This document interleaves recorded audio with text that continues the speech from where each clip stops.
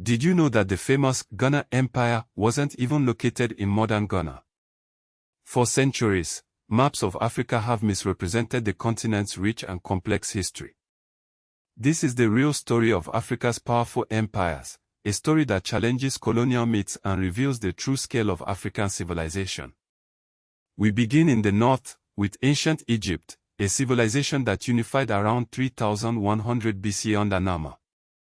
For millennia, Egypt stood as a beacon of innovation and power, from the pyramids of Giza to the fertile Nile Valley. But Egypt wasn't alone in this region. South of Egypt, in what is now Sudan, rose the kingdom of Kush. The Khmer civilization, dating back to 2500 BC, was a precursor to the Napatan and Meroitic kingdoms, civilizations that rivaled Egypt in power and sophistication. The kingdom of Aksum, in present-day Eritrea and northern Ethiopia, flourished from the 1st to the 7th century CE. Aksum controlled vital Red Sea trade routes, minted its own coinage, and even adopted Christianity in the 4th century. West Africa saw the rise of empires built on trans-Saharan trade. The Ghana Empire, also known as Wagadu, emerged around 830 CE. It wasn't located in modern Ghana, but rather in southeastern Mauritania and western Mali. Its capital was Kumbi-Sola. Ghana controlled vital gold and salt trade routes, amassing great wealth and power.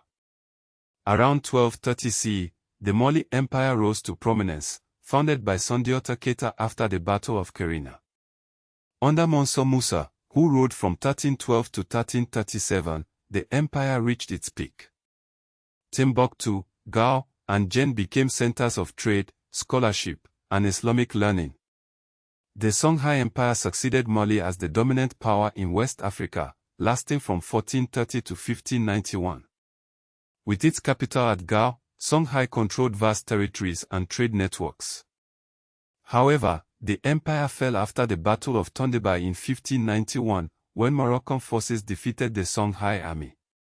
Moving south, we find Great Zimbabwe, a monumental stone complex built between 1100 and 1450 CE.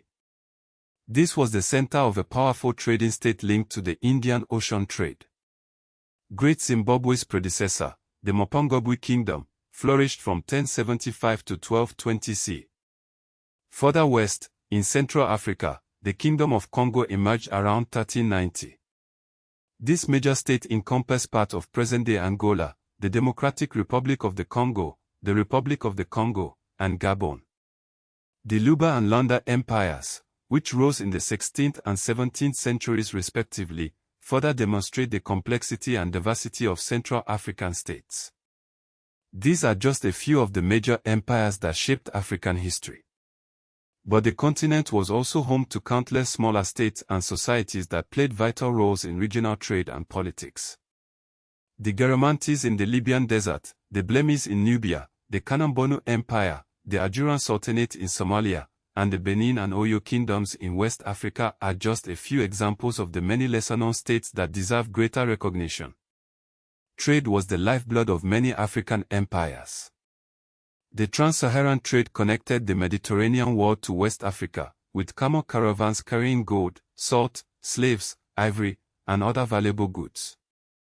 The Indian Ocean trade linked East Africa with Arabia, Persia, India, and China, facilitating the exchange of goods, ideas, and cultures. The spread of Islam from the 7th century onward had a profound impact on North and West Africa, shaping law, literacy, diplomacy, and trade. Many African empires were multi-ethnic and ruled through vassal states, tribute systems, and local elites. The use of Arabic writing and Ajami traditions became important in West African scholarly and administrative life. For centuries, European scholars downplayed or ignored the achievements of African civilizations, often portraying the continent as stateless or ahistorical. This distorted the record of empire building, architecture, trade, literacy, science, and urban life. Colonial authorities even deliberately misattributed Great Zimbabwe to outsiders, refusing to believe that it could have been built by Africans.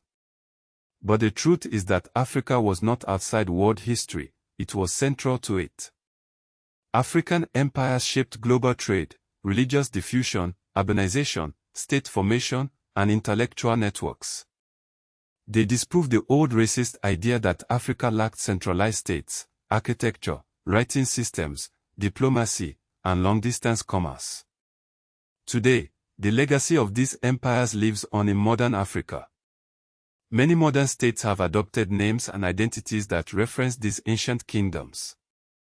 Colonial borders, which frequently ignored older imperial and ethnic landscapes, continue to contribute to modern disputes over land, resources, and identity. Sites like Great Zimbabwe, Timbuktu, Aksum, and Jen are tied to heritage tourism, national pride, and preservation debates. West African manuscript projects are working to preserve pre-colonial scholarship, while conflict and climate change threaten archives, mosques, and archaeological sites. By studying the history of African empires, we can gain a deeper understanding of the continent's rich and complex past, and challenge the myths and misconceptions that have long distorted our view of Africa. The real story of Africa is one of innovation, resilience, and cultural achievement, a story that deserves to be told and celebrated.